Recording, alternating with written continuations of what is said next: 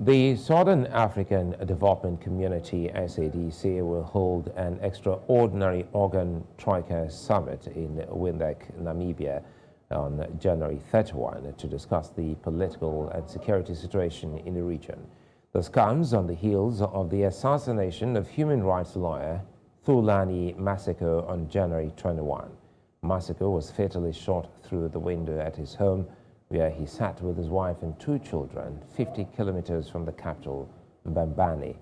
Namibia's President Hage Geingob is set to chair the summit as the chairperson of the Organ and Politics, Defense and Security Cooperation.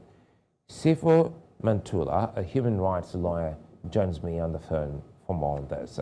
Sifo, thank you for your time. There have been calls for SADC to intervene in Eswatini and Zimbabwe, but such calls have always been flawed by member states not agreeing with taking harsh actions against other errant member states.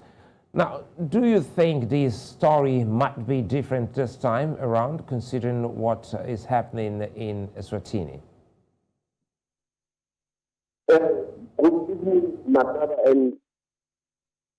and Jumbo Africa to your viewers. It is important to understand that whenever you have the extraordinary summit of Trioka being called, considering that we are dealing with the security situation both in Eswatini, DRC coming for the elections, Zimbabwe, Madagascar also. This is very important for this meeting of mine, despite that we know the slow pace that SADC has been dealing with the issues of security, politics, and even defense. The case in point being Mozambique, Cabo Delgado, how it has been handled. And also, as you mentioned, the case of Eswatini, that it has been discussed. Previously, the king will also influence the removal of the item agenda. And South Africa being the outgoing chair of the Trioka, it is important for them to give a true reflection of what has been happening behind the scenes. Hence today, it was the technical meeting of ministers. Then tomorrow, when you have heads of state, I don't think it will be business as usual, but they need to arrest the issues of violations of rights that have already happened in Eswatini so far. And we see the challenge that is coming on the preparation of elections that are coming in the DRC, also in Madagascar. These are very critical states in the SADC. Let me quickly bring in this one before I let you go. The case of Eswatini human rights lawyer who was assassinated just last week is an isolated case. Do you think that will come on the agenda?